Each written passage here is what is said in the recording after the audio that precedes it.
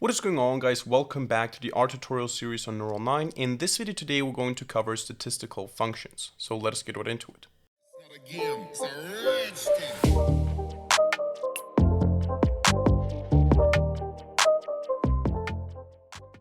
Alright, so we're going to discuss statistical functions in R today, and my goal for this video is to make it a little bit of a crash course for statistics in R. So I want to cover many different things. I want to start with the basic functions, which most of you guys probably already know about. Things like the mean function, the median, standard deviation, but also things like correlation, covariance. Then I also want to cover some R-specific functions like the table function or the summary function.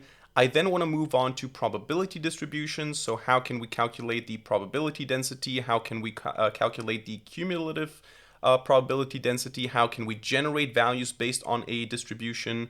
And then I also want to briefly touch on hypothesis testing in the end. So it's going to be quite comprehensive. I'm going to try to cover it quickly, and I don't want to go into too much detail on the individual functions. I'm just going to cover them and show them to you, and then you can go into the details if you want to.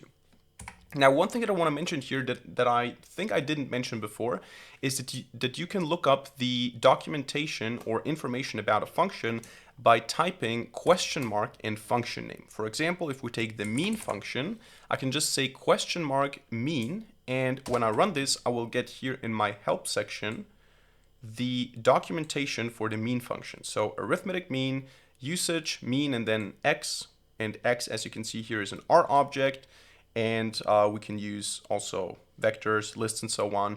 And it basically describes how to use that function. And the more complex the function, the more useful this documentation is, because for the mean function, you can probably imagine how it works. But for a lot of functions, it's not that clear. So this is a very useful feature. Just question mark and then the name of the function will give you information about the function. So let us get started with the basic ones. We're going to say here values is equal to a vector, and we're going to have basic values 10, 20, 30, 40, 50. And then, for example, I can call the mean function. And of course, I need to run this first. Mean function is, or the mean is 30. So 30, why? Because the mean function sums up all the values and divides it by the amount of values. So it's basically 10 plus 20 plus 30 plus 40 plus 50 divided by 5, and this is 30. Now, the median is also going to give us the same value, obviously, because the median gives me the center element. So the element right in the middle, if I have an uneven amount, or if I have an even amount of values, so not an odd amount, it takes the two values in the middle and divides them by 2. So in this case, it would give me 35, as you can see, but the mean as well. So these two values are obviously not always the same. When are they not the same? If I have some severe outliers, for example. If I say that this is 1000 instead of 60, then the median will not change. The median remains 35, but the mean changes to 191. So this is a huge change because the mean is very sensitive to outliers, because adding up all these values and dividing them, in this case by 6, changes a lot if I have a large value in there, but the two center elements are still the same. So the median is more robust against outliers. Now we can also take a look at the standard deviation, which in this case is also going to be, is also going to be massively influenced by the outlier, as you can see. But if I change this back to 60, the standard deviation gives me a human interpretable metric for how far away from the mean the average value is. So the mean in this case is 35. So how far away from this 35 value are the values on average? There's also the variance, which is the squared standard deviation, or actually the standard deviation is the square root of the variance. The variance is oftentimes used in calculations in machine learning when we want to have a simple calculation, but it's not so good for humans to interpret it. So if you want to interpret something as a human, the standard deviation is better because it gives you the result in the same unit and on the same scale as the values in your list or collection, and the variance is easier to work with because it doesn't have a square root in it. That's the basic idea here. And now what we can do is we can also look at specific functions in R that give us multiple values or multiple metrics. For example, I can use the summary function to get multiple metrics or multiple statistical values for my vector. So you can see I get the minimum and the maximum, which I can also easily get by typing min and max of values. There you go. But I also get the first quartile, I get the median, which is the second quartile, and I get the mean, which is the third quartile. And I can also use another function, the IQR function, the interquartile range, which gives me the difference between the third and the first. So if I say IQR values, it's the same as taking 47.5 minus 22.5, so 25. That is also quite useful sometimes. And then I can also use a function like quantile. And quantile gives me basically the percentiles or the quantiles. So I get that, in this case, this means that no value is less than 10. And, or we could also say all the values are greater than or equal to 10. And this also means that all the values are less than or equal to 60. And then you have these other values indicating different parts. But that is also a useful function. And what we can also do with all these functions is we can call them on data frames. So for example, I can call the summary data frame on the iris dataset. And I get these metrics or these values here now for every single feature here. There's also another function called the table function.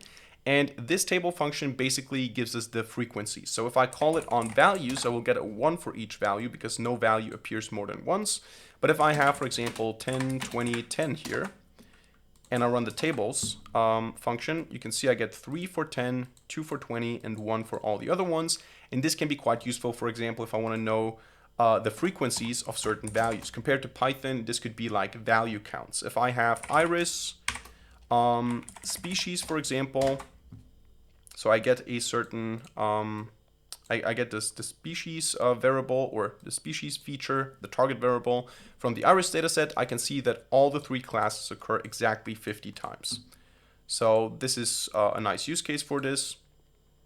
And these are now the R-specific functions. So these are functions that you can quickly use for dataset exploration and for getting a first impression. These are the basic statistical functions. Now maybe 2 I want to cover as well are the correlation and the covariance. For this I'm going to use the iris dataset. So if I want to know, for example, how 2 features in a data frame or in a dataset correlate, I can say iris, for example, I'm always not sure how it's pronounced. Is it sepal or sepal? Sepal? I think it's sepal. Not sure. Length, how this relates to the width, for example. So what's the correlation here? And I have an inverse correlation, which means that basically the longer, the less wide it is in this case. And I can do that for all the different features. Now there's also the covariance, and I don't want to talk about this too long, but the basic idea is that the covariance is not scaled to be between -1 and 1, because in the correlation you have the following rule. If it's 0, it means that there is no relationship. There's no correlation. It's basically random. What one variable does doesn't seem to influence at all what the other one does. If I have -1, it means that what one variable does is exactly the opposite of what the other variable does. So it's a complete opposite. And if I have 1, it's basically the same feature. So every feature has a correlation of 1 with itself, and everything in between is a metric that shows you to what extent they are the same. So if I have something like 0.98, it means that they're almost the same feature. They're very, very similar. They're highly correlated. If I have negative 0.98, it means that they're almost the opposite. So they're basically almost the inverse of one another. Now the covariance is not scaled. So the covariance doesn't give us a value between -1 and 1. And why is it useful? First of all, I'm not a statistician, so I don't want to pretend that I have the answer, but I found a very good example on Quora to showcase the difference, which is basically if you have, for example, study hours of students and blood pressure level of students, then what happens is that the correlation can be the same in a number of different scenarios, but the covariance can be different and give us a different understanding of what's happening. So I'm going to copy paste here some examples, which I have prepared for this video. This is just the same function that we used before, so correlation and covariance. What I do here is I define the study hours, I define the blood pressure levels, and you can see that in the first example, the first student studies 10 hours and had a blood pressure level of 120. Then the second one had studied 20 hours and had a blood pressure level of 130, and so on and so forth. You can see that the blood pressure increases a lot for studying 10 hours more.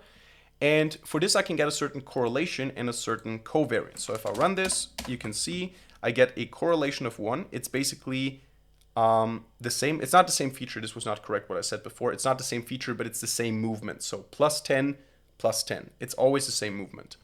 And it's always going up to the same extent, which I think would also be the case. Let me see if I'm not talking bullshit now. I think if we change this to something like this would also have a correlation of 1. Yeah, of course. Because even though here we go plus 10 and here we go plus 20, it's still always the same. If I go plus 10, I go plus 20. If I go plus 10, I go plus 20. And it's not like I go plus 10 and I go plus 15, I go plus 10 and I go plus 17. It's always the same movement. That's what the correlation gives us basically. But the covariance is a different one. So the covariance now is 500. If I have here now students that study the same amount of hours, but the blood pressure doesn't increase by 10 or 20, but just by 1, I will still have the same correlation, but I will have a different covariance. And if I do something like this here, the correlation is also 1, but the covariance is very small. Now, I wrote here as a comment that none of this is medical advice, of course, because this is just my interpretation of the numbers, but you can see that in this case here, this increase in blood pressure, everything here is very dangerous. So this increase in blood pressure by studying more hours is way more severe, which is expressed by the covariance of 500, whereas this here, where we have just slight increases and decreases in blood pressure depending on the study hours, which are exactly mapped to the study hours. So you can see 1 extra hour of studying is 1 extra point of systolic blood pressure here.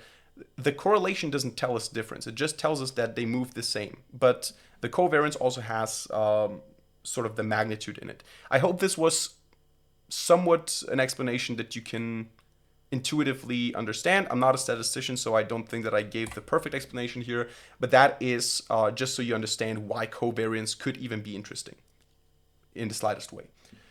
Now let us move on to probability distributions. Now we have, in this case, we're going to look at 2 distributions, the normal distribution and the binomial distribution. So the normal distribution is you have a mean and you have a standard deviation, and then the values are going to be normally distributed like a Gaussian bell curve around the mean with a standard deviation. And what we can do is we can ask certain questions. So for example, I can use the d-norm function, so density norm, I guess this is what it stands for. We can use a question mark to figure it out. Density distribution function, normal distribution, you can read it up if you want to. But the basic idea is I provide a mean, I provide a standard deviation, and a value. So I want to know for a standard deviation with mean, or actually I do first the value. So for a standard deviation with mean 0 and standard deviation 5, for example, my question could be how likely is it to get the value 3? Now in this case I get 6%. Okay, if I have the value 0, it's 7%. So the idea is I have a Gaussian bell curve, a normal distribution, mean 0 and standard deviation 5. How likely is it to get exactly this one value? So these numbers are naturally not going to be very large, the percentages, because we're talking about that specific value. We're not talking about a value up until this value, or at least this value. We're talking about the exact value. If I add something, or if I specify something like 100, it's almost 0, as you can see. And also if I have something like 15, it's probably also almost 0. So this function in clear language asks, given a distribution with mean 0 and standard deviation 5, what's the probability of getting this value from this distribution if I take a random sample? There's also the function pnorm, which gives us the cumulative distribution. So we can maybe also use a question mark here. Let's see if it says that in the description. No, actually, okay, we have a documentation for all of these functions, so they're combined here. But this function gives us the cumulative probability of a normal distribution. So in normal language, this would mean that by specifying, for example, 305 as before, I'm now asking what proportion of the data falls below 3 given a mean of 0 and a standard deviation of 5. So how many values, we could say, or how likely is a value less than 3 for this normal distribution? So we can see that this is the question we're asking, because if I type 1,000, we're almost going to have, or actually it rounds it up to 1, so 100%. Which means that the probability for a standard, for a normal distribution with mean 0, standard deviation 5, to encounter a value less than 1,000 is very, very, very much something that we would expect. So it's basically a 100% probability. If I say negative 1,000, it should be 0, because the probability of getting a value that low is basically 0. And if I have something around 0, or if I have exactly 0, it's going to be 50%, because 0 is exactly the mean. So yeah, if I have a higher value like 10, it's going to be a very high probability. If I have a lower value like negative 10, it's going to be the opposite. So it's going to be 1 minus that. That's the idea of this function. So again, the question is, what proportion of the data falls below the value, or how likely is it to get a value below this threshold? And then we also have the qnorm function. The qnorm function lets us specify a quantile. So basically the question we're asking here in normal language is what value corresponds to the whatever percentile in the data. So 95th percentile, for example. So for this I say 0.95, 0, and 5, and this tells me now 8.22 is the 95th percentile. So we can actually see that if I say pnorm 8.22428, 0, and 5, I get exactly 0.95. So that's just the opposite way of asking. So what value, when I put it into pnorm, will give me that as an output? And finally, we also have the function rnorm, which generates values based on a distribution. So if I say 10, 0, and 5, it will generate for me 10 values from this normal distribution.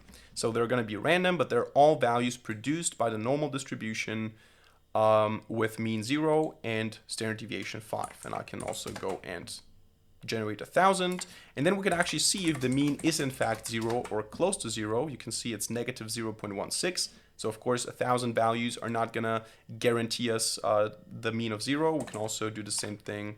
Maybe let's store this so we can actually say generated values are equal to this output, and then we can say that the generated values, we want to know the mean and we want to know the standard deviation of these values. And you can see that they're quite close to what we want. If I just use 10 values, chances are I'm going to be much more away from these values. And if I use a very large number, this is the law of large numbers, I'm going to get closer and closer to the actual value. So you can see it's basically 0, basically 5. This is the law of large numbers.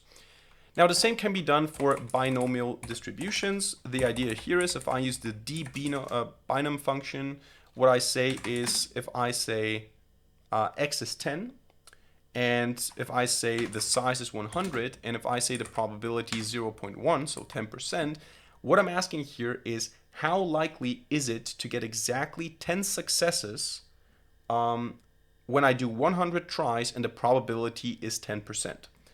So in this case, it's the expected value. If I have 100 tries and I have a 10% chance, the expected value is 10 of them to succeed. But the exact probability of is 0.131. So increasing that or decreasing that value should lead to a smaller probability.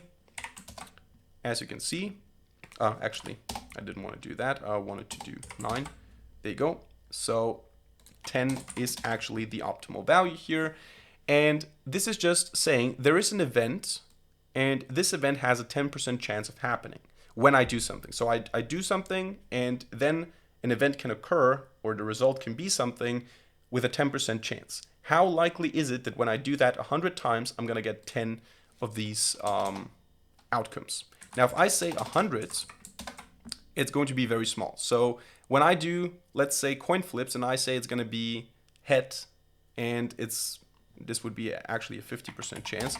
If I do 100 coin flips with 50% chance to get head, then the probability that all of them will be what I'm expecting is very, very low. But having exactly 50 is actually quite probable. So 7%, since we have a lot of outcomes that can be the case, but still it's this is the highest probability that we're going to get here. Now I can also use the p-binom function to do the same thing, cumulative probability. Normal language would be how likely is it to get a maximum of whatever successes given this experiment setup. So the first one, again, 10, 100, and 10%. The idea here is if I have an event that can happen with a 10% chance, I get into the situation 100 times. How likely is it that I'm going to get 10 or less? So in this case, it's 58%. If I go 100, it's going to be 1 because all the values are going to be below this. If I say 1, it's going to be quite low because that means that how likely is it that I get a maximum of 1 success when I have a 10% chance and I do it 100 times? And this is what this function is for. And again, you can use the other functions as well. So that's it for the distributions. I think there's also a uniform distribution. So I think you can use something like RUnif and so on. The R is basically for the generation, the D is for the density, the P is for the cumulative density. Now we're going to go to the next thing, which is the hypothesis testing. I'm not going to go into details. There are many different tests that we can do. I want to just cover the basic idea, and I'm going to use the t-test for it. The basic idea is you're asking, is the mean of a sample significantly different from the hypothesized mean? So let's say I generate a bunch of values. Let's say generated values is going to be equal to R norm, and I say I want to generate 1,000 values, and I want to say that the mean is 0 and the standard deviation is 2, for example. I have these values now, and now I want to hypothesize. I think, now of course in this case I generated manually, but let's say I get values from somewhere else. I get values from nature, from experiments, whatever, from a data set, and I think that the mean of these values is whatever, so 0, for example. The t-test can allow me to see if that makes sense or not. So if I say that, I'm going to say t.test. If I say that given a sample, generated values, this is my sample, looking at this sample, do you think it's reasonable that the mu, so the mean value here, is 0? Now in this case, I'm not going to get a yes or no, I'm going to get metrics. In fact, I'm going to get two very important values, the t-value and the p-value. Now the t-value basically says how far away is this hypothesized mean from the sample mean in terms of standard deviations. We're not going to talk about this in details, but this should not be a very huge number. The p-value is the most important one because it tells us how likely is it to get this test statistic, this t-value, this resulting t-value here, as extreme or more extreme than the present one, assuming that your hypothesis that the mu is actually 0 is correct. Anything below 0.05 is not very good. So if I change this to, for example, 50, I'm going to get a very small p-value. So that is not good. This indicates that my hypothesis is not correct. If I have something like 5, I'm also going to get a very small p-value. If I have something like 2, I'm also going to get a very small p-value. It's just not realistic looking at this data to say it's coming from a distribution with a mean of 2. If I say 1, I'm also going to get a very small one. But if I go something like 0.0001, the p-value is, again, large enough to consider this a realistic thing. So it's not that different. And the more I get away from 0, the more it's going to become less realistic. So you can see if I have here 0.1 already, it says the p-value is 0.01. That is too low. Usually we say 0.05 is the threshold. So in this case, we would reject this hypothesis. We would say that's probably not the case. But if I go 0.05, that is okay again. So this could happen. Yeah, so that's the basic idea of the t-test. We basically say how likely is it, or do we think it's reasonable to say that given this random data that I have, it comes from a distribution with a mean of whatever I specify here. Now, if I have